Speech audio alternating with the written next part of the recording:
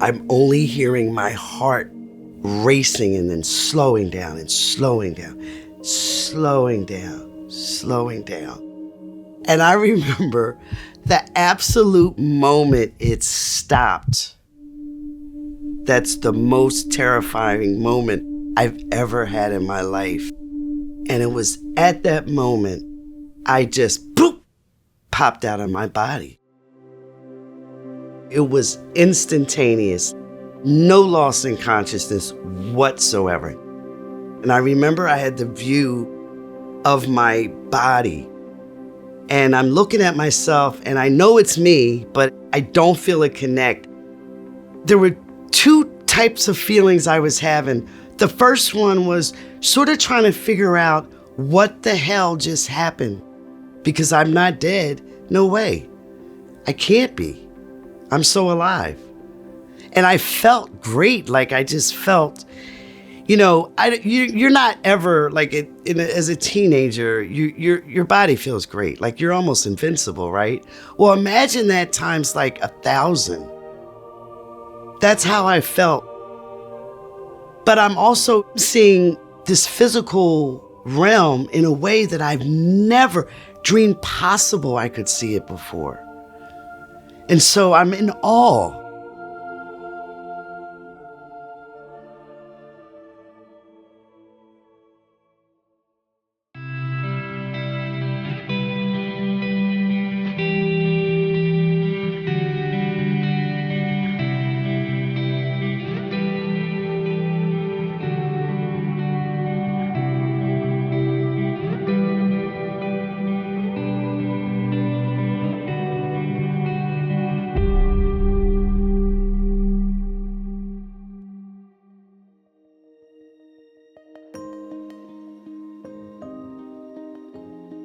I'm Venia Hill, and I'm from Philadelphia, Pennsylvania. I was very much an introverted type of child growing up. I did love ballet, had big dreams of becoming a ballerina, and I did that for about 12 years of my life. My parents were like working middle class. They sent me to public school and then to Catholic school. No real strong religious background or belief system. During the latter years of high school, it was like, let's do something fun and exciting, And we decided on like a class trip. And then it was like, where should we go? We decided on Italy. My dad is half Sicilian. So I just wanted to go to Italy, and that was always what I was kind of lobbying for. And I was so happy when we all decided that that was where we were going to go. I had never been abroad anywhere. My parents weren't like travelers. Basically, the surrounding states was as far as we kind of went. And so it was sort of like a big thing to go on like an overseas type of trip. And of course, I was like over the moon excited about it. My parents, usually they weren't like enthused about worldly type of things like travel like that. But they were kind of enthused about this trip and like were willing to pay for it. And it would be chaperoned, so that was a good thing, because a bunch of teenagers, I was 17 years old, and my first time ever leaving the country, totally excited. Days prior to the trip, like who could sleep? Like I was too pumped up, too excited. I just kept thinking about all the different scenarios that I was going to face in Italy. I didn't sleep, I don't think, 2 minutes on the flight. I was just so excited. By the time I got off the flight, I was exhausted. And it was just daytime when we arrived, like in the morning.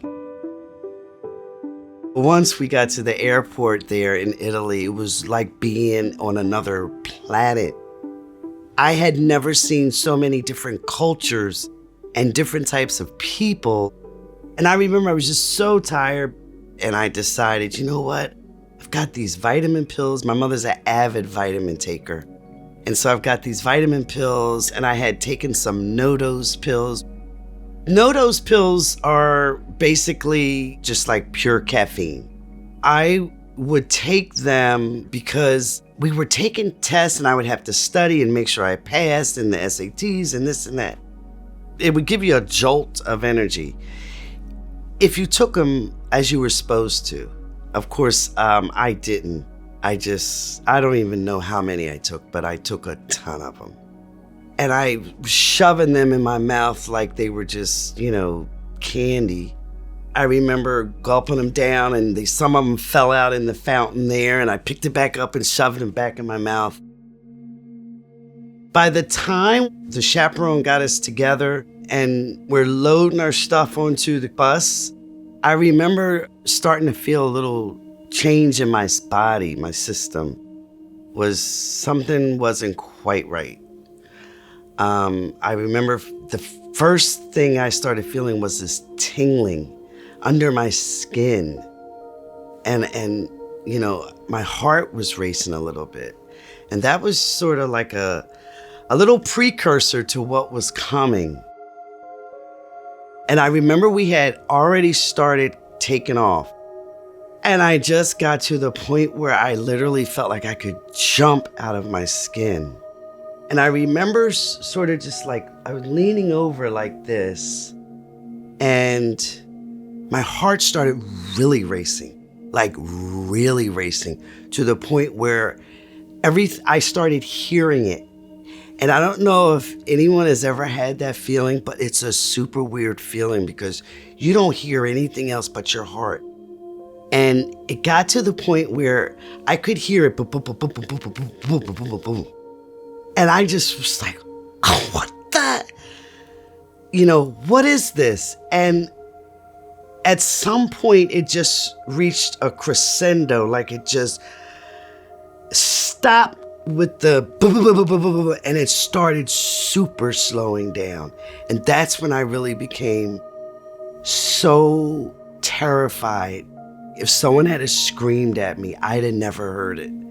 I'm only hearing my heart racing and then slowing down and slowing down, slowing down, slowing down. And I remember the absolute moment it stopped.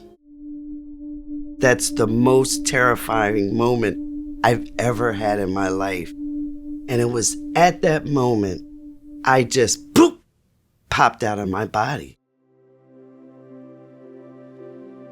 It was instantaneous. No loss in consciousness whatsoever. And I remember I had the view of my body, but I also had a omnidirectional view. And I remember seeing my body, not realizing that I had died. And I'm looking at this me that's laying there, and I was almost unrecognizable because your body, when you're looking at it from a complete view, it's not like the mirror view. It's a completely different look. You're like clay, formed clay, sort of. And I'm looking at myself, and I know it's me, but I don't feel it connect. There were two types of feelings I was having. The first one was sort of trying to figure out what the hell just happened, because I'm not dead. No way. I can't be. I'm so alive.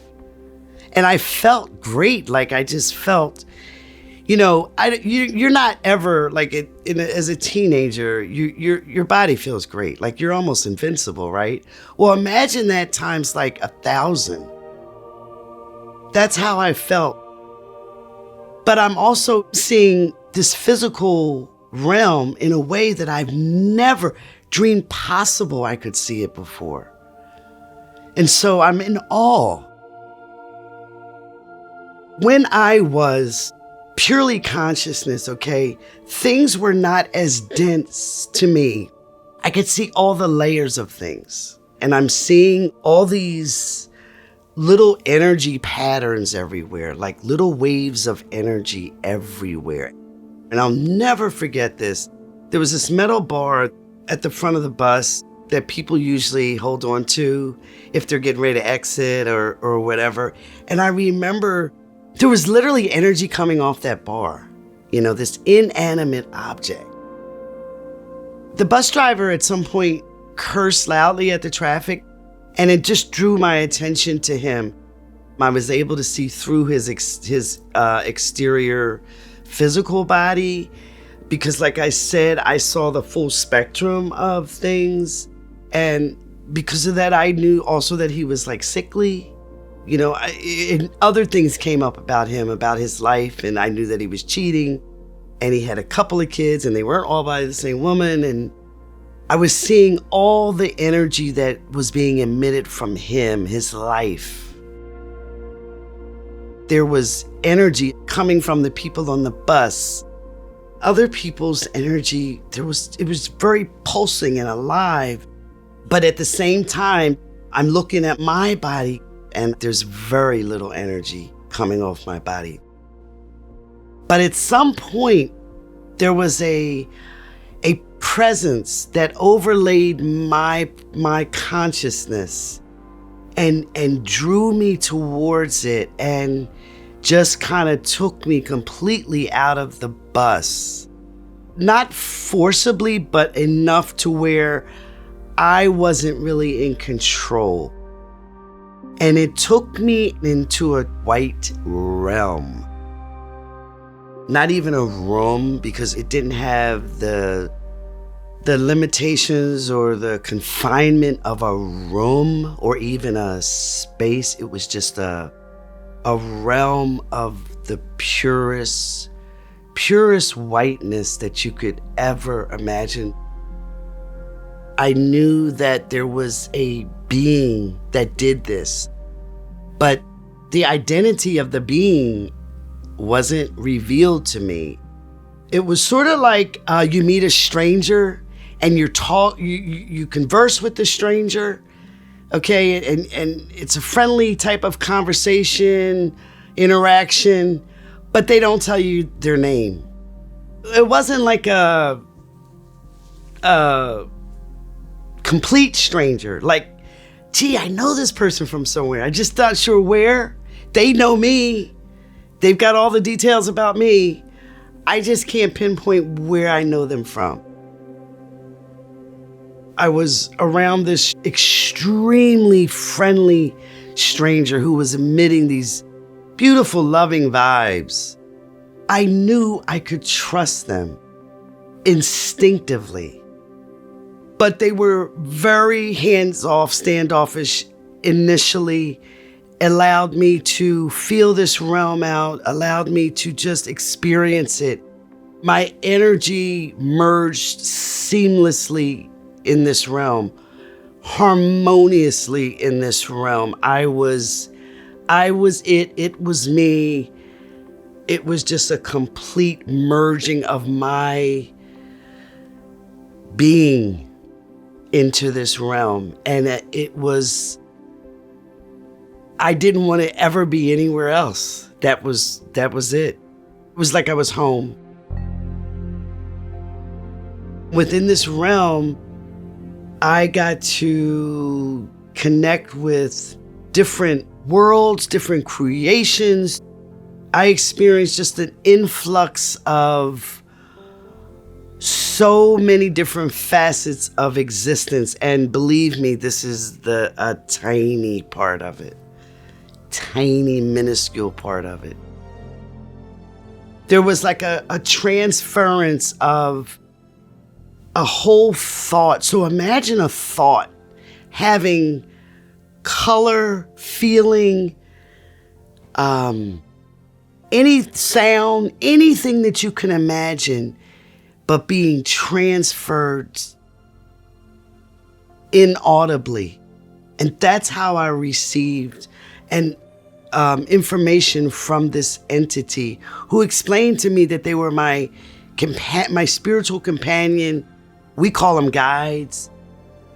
They didn't impart a lot of information to me as far as like a lot of the missing gaps of information that I have or had as a teenager back then. But there were some things that they did show me. One in particular that's, embarrassing a tad bit is showing me all the things I had stolen as a teenager. I was like a little petty thief, and they kind of showed me everything I had stolen. At some point, I let them know I really wanted to be like a famous ballerina, and they imparted to me that they showed me the entire picture of me thinking I really wanted to be a ballerina, but showing me in a mere thought, I didn't put the work that I needed to do into becoming a ballerina. I didn't even really strive for it like I should have. The energy just wasn't there for it, and it just wasn't my purpose. And they put all that in one thought, and I understood, and I accepted it. And then I saw how me taking the no-dos wasn't actually just an accident or a flippant type thought. It was literally an energy path that I was supposed to take. It was literally supposed to happen that way.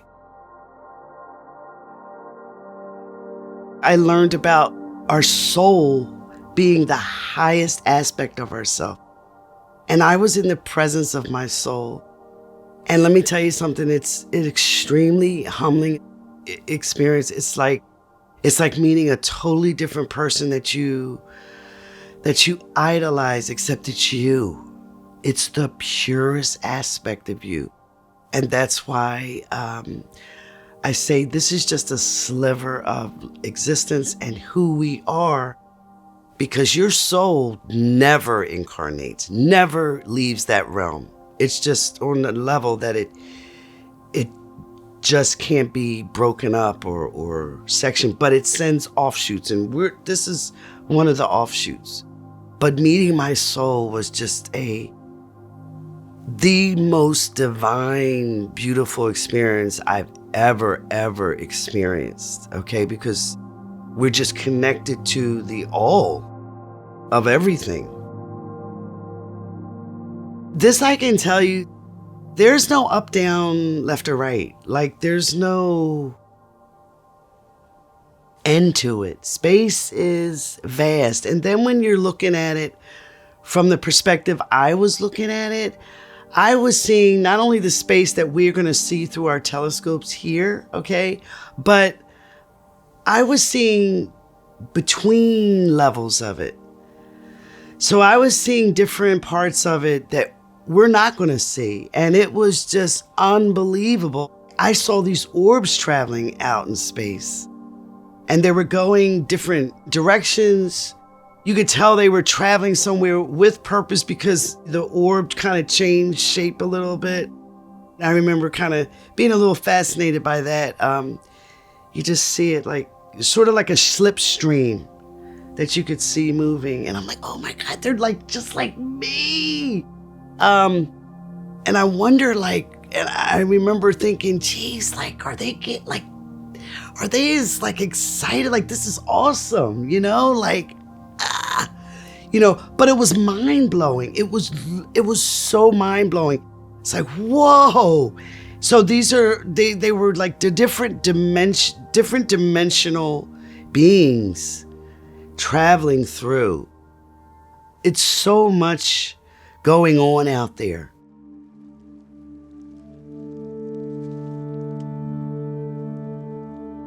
The very last experience that I had was being taken to this garden that was just, everything was just alive.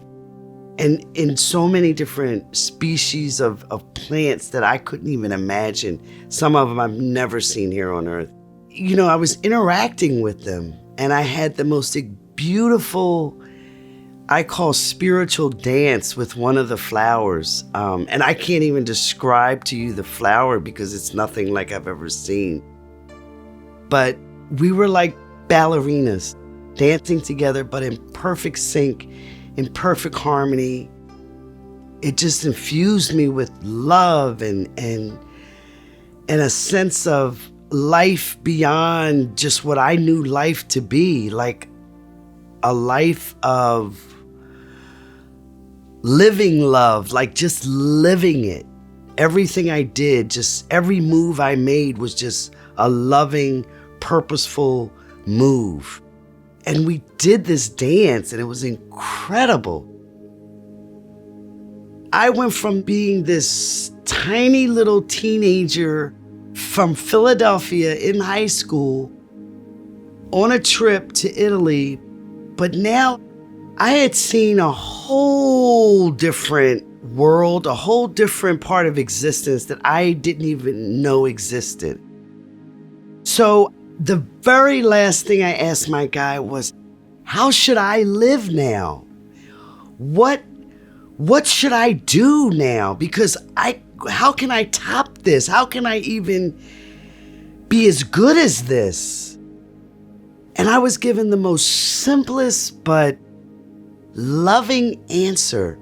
And it was basically, just live, be kind, but just enjoy the life that I was sort of squeezed into here.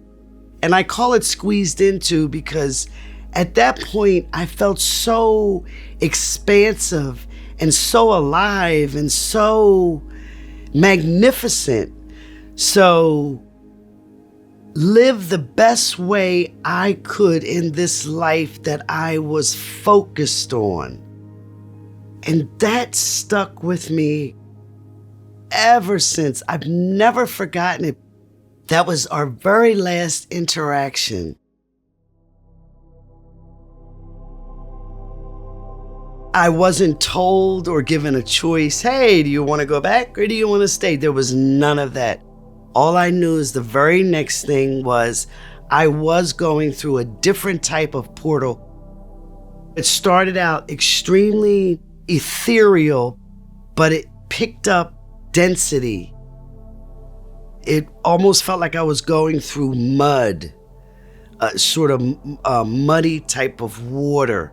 And then it felt super heavy, the heaviness of it. And trying to connect back to feeling and the sensations of this body was not easy. I had to think it first. I'm like, okay, my arm, my leg, and at some point, again, I heard my heartbeat, okay? But it was normal, and it wasn't a scary type of heartbeat like I initially felt when it was racing and then slowing down. This was like a normal rhythm. It was trying to get its rhythm back. Finally, by this point, I knew that body had died, and so I almost felt like a stranger in this body at some point. I didn't feel, it felt like I was animating a puppet. That's kind of how it felt. I was pulling the strings and animating a puppet sort of, but I remember being able to twitch and sort of move at some point in my heart, and then I couldn't hear it anymore, and that was a relief. I was like, I was blind when I first really came to and opened my eyes, but that film came down and my sight was completely restored, and I was back in. Fortunately, no one seemed to notice. And it's amazing to me. None of my friends, none of the people on the bus, the coach, they seemed to notice anything. And if they had, they didn't say anything. But I was so not concerned with them. I was literally coming into my own skin. Literally coming into my own skin. I was processing and going over everything in my mind.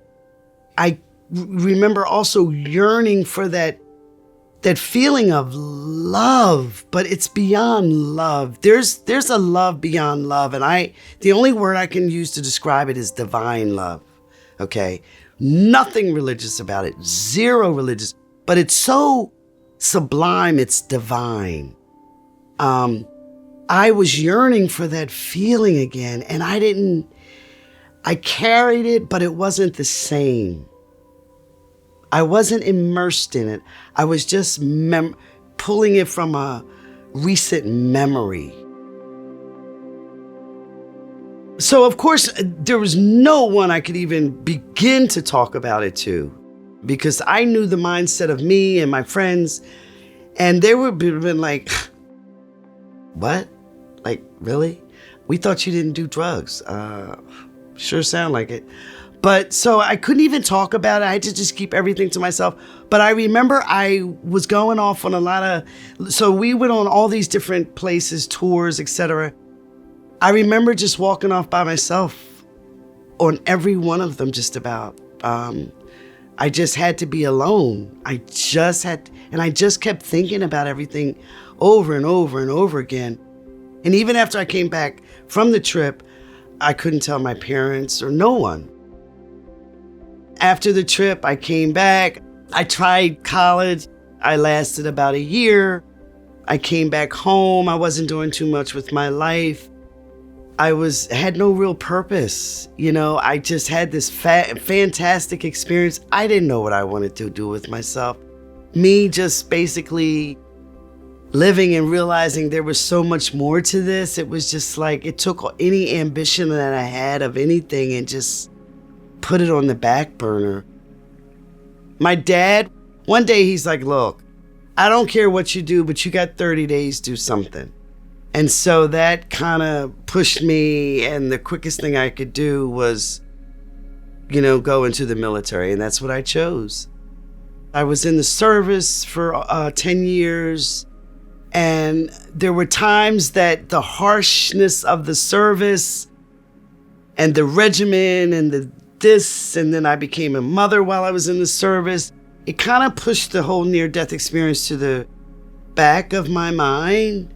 And so I didn't really have a lot of time at that time to really cement it and put it all together into its proper places. Processing this experience has taken me years, and it wasn't something that I could just put right together. So it was a gradual piecing together. One of the main things I learned is that life is not haphazard, and it's not just random. There is no basic thing as luck, as we like to think it. Everything is sort of like pre-planned. We set up different paths that we can take, but they're all going to get us to our overall, what I call like the soul's agenda, the agenda of why we personally and physically came into this existence. There's certain things that we want to either experience, go over, rectify. Typically, this usually isn't our first time around the block. It isn't our first barbecue, as they say. And so we have different things we want to learn, fix, sort of to round out our understanding of things. Someone asked me once, is this real or is this just a hologram? This is very real, but it's like living a play. We're performing a play. It's a serious play, but it's a play. Understanding that has really helped me out a lot through all the different things I've been through in this life. There is a current of love that's behind everything. Everything. Love is literally the basic foundation of everything. It doesn't always show up as pretty. It's got to show up as how we can best see it. But it's always there. Love is literally like the building block of all existence. It's the one cohesive force that just makes everything run. It's sublime, it's beautiful, it's harmonious, it's perfect. And if we can just accept that and see and understand that, it kind of flips the switch on our perspective of things and just helps us to see things in a whole different way. If you can realize this Vena or this you is not separate from the spiritual world. It's just a tiny part of it. You're never separate from it. You are it.